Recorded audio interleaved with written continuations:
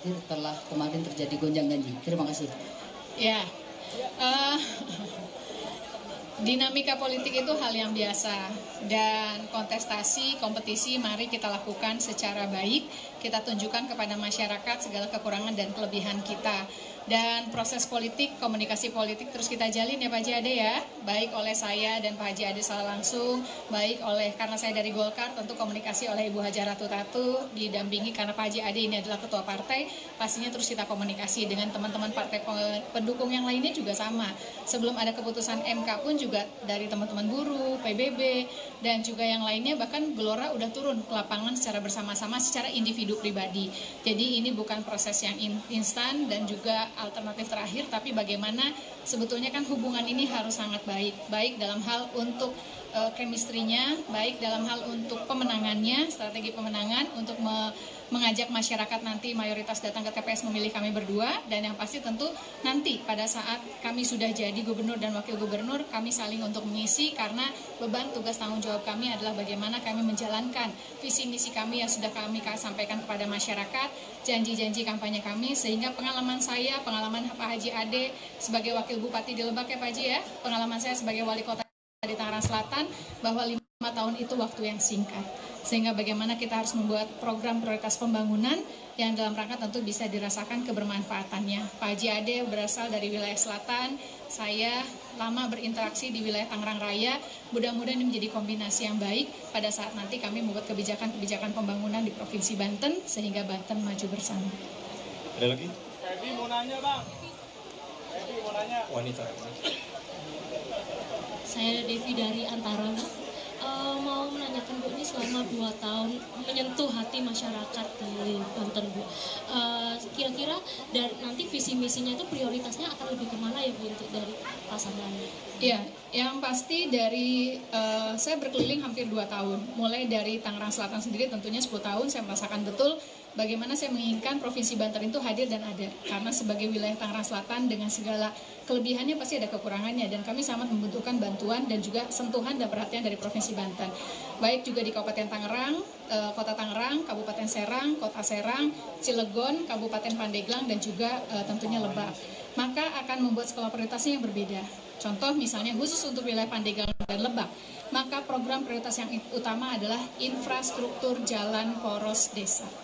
Karena saya berkeliling di sana, saya melihat banyak hal yang tentunya harus kita perbaiki. Karena kalau kita mau berbicara ekonomi, berbicara pendidikan, kesehatan, tetapi sepanjang infrastruktur jalan desanya masih belum maksimal, itu pasti akan berat. Maka tentu kita akan memberikan bantuan secara program dengan mengikuti aturan ketentuan untuk perbaikan jalan poros desa, sehingga Kabupaten Pandeglang, Kabupaten Lebak bisa melakukan program prioritas sesuai dengan visi misi masing-masing, yaitu dalam hal sesuai dengan aturan dan ketentuan yang berlaku. Nah, khusus wilayah Kabupaten Serang, saya bersyukur, terima kasih Bu Tatu, dibanding dengan kabupaten kota lain, alhamdulillah infrastruktur jalannya sudah sangat baik. Ini menjadi contoh sebetulnya kalau kita fokus menyusun program dan kegiatan bisa dilakukan, tetapi ada beberapa hal yang harus kita bantu, contoh dalam rangka pemberdayaan masyarakatnya, bidang pertaniannya, dan juga hal yang lainnya. Pun juga dengan demikian udah Tangerang Raya. Pasti teman-teman selalu bilang, oh ya, Tangsel lebih maju karena punya uang banyak, Kabupaten Tangerang lebih maju, Kota Tangerang lebih maju. Padahal sebetulnya juga persoalannya juga banyak. Maka oleh karena itu, fokus kami di wilayah Tangerang Raya adalah mengurusi urusan aset pemerintah provinsi yang ada di wilayah Tangerang Raya. Nah, kalau kita buat staging program prioritas, pertama adalah pendidikan. Pendidikan khususnya SMA, SMK kan tanggung jawab kita. Maka kita akan membangun sekolah baru, menambah ruang kelas dengan prinsip tidak boleh mematikan sekolah swasta.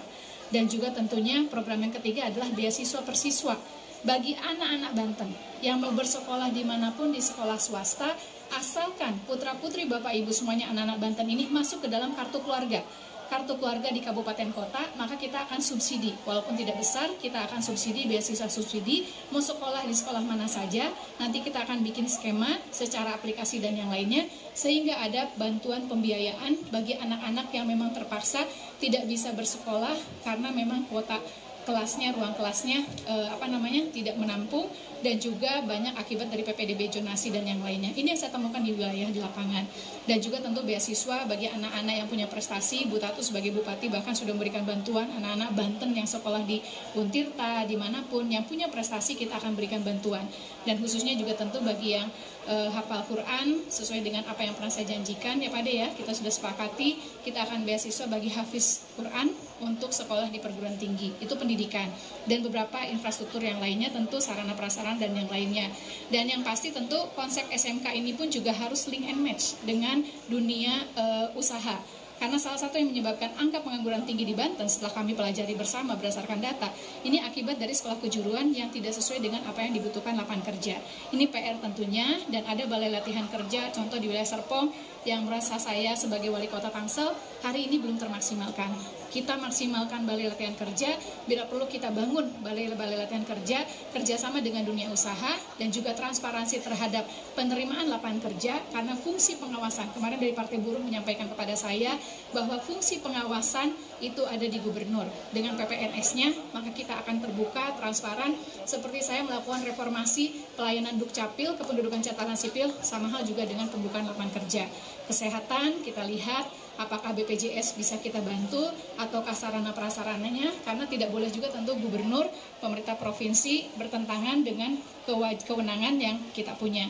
Infrastruktur tentunya yang pasti kita lakukan sesuai dengan kebutuhan masing-masing, dan juga untuk penciptaan lapangan pekerjaan, dan juga reformasi birokrasi pun juga harus dilakukan, bagaimana pemerintah hadir dan ada di tengah masyarakat, dan banyak program yang lainnya. Ntar kita share aja visi misi kita, yang pasti tidak boleh bertentangan dengan RPJPD yang sudah disusun hari ini. Makanya tadi kenapa KPU minta kita tanda tangan untuk penyusunan visi dan misi bagi kami para pasangan calon.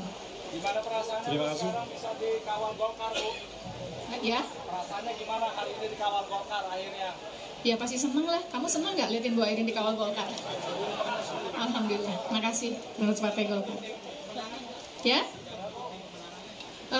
Kami akan koordinasi dan sinkronisasi. Yang pasti kalau relawan udah bergerak, Pak Haji Ade dengan relawannya juga udah bergerak. Hari ini para partai-partai sudah sah mengusung kami, maka nanti kita akan komunikasikan, koordinasikan, dan sinkronisasi dalam rangka pemenangan di tanggal 27 November nanti.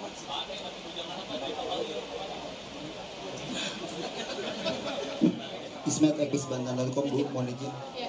Bu, perihal menyongsong visi Indonesia Emas, komitmen dari Ibu sebagai Cagup dan Pak Ade sebagai Cawagup apa? Karena tadi Ibu sampaikan bahwa Ibu akan fokus di bidang infrastruktur, sementara dalam menyongsong visi Indonesia Emas tentunya pendidikan ini harus menjadi porsi atau nomor utama, karena bicaranya pemberdayaan. Saya tolak, bukan infrastruktur yang utama. Yang prioritas pendidikan, kesehatan, infrastruktur, penciptaan lapangan kerja, dan yang lainnya kita sesuaikan dengan kebutuhan. Karena bisa kita lihat, kalau ada pernah datang nggak ke daerah Lebak dan Pandeglang, di situ ada sekolah SMA bahkan kosong. PR saya adalah bagaimana mendorong agar anak-anak tidak putus sekolah, agar anak-anak bersemangat, orang tuanya bersemangat untuk bisa masuk sekolah. Bahkan ada yang satu hal menarik saat saya kunjungan di satu desa. Kenapa nggak mau sekolah? Habis nggak ada uang jajan. Nah, ini menjadi perhatian penting bagaimana program Pak Prabowo dengan program makan siang gratisnya. Maka nanti saya terpikirkan bagaimana kita punya kantin yang sehat, bagaimana kita pemberdayaan terhadap para pelaku UKM UMKM, sehingga program Pak Prabowo dan Mas Gibran dengan program makan siang gratisnya ini bisa menjadi salah satu solusi. Gak ada lagi orang tua yang nggak mau menyekolahkan anaknya karena nggak punya uang jajan. Dan juga bagaimana mendekatkan sekolah SMA SMK kayak di Malimping, menurut saya masih kurang ya Pak ya. Maka kita harus tambahkan di kota Tangerang Selatan. Ini kan persoalan PPDB menjadi masalah. Tentu yang tadi saya sampaikan, membangun sekolah baru, menambah ruang kelas, tetapi tidak boleh mematikan sekolah swasta.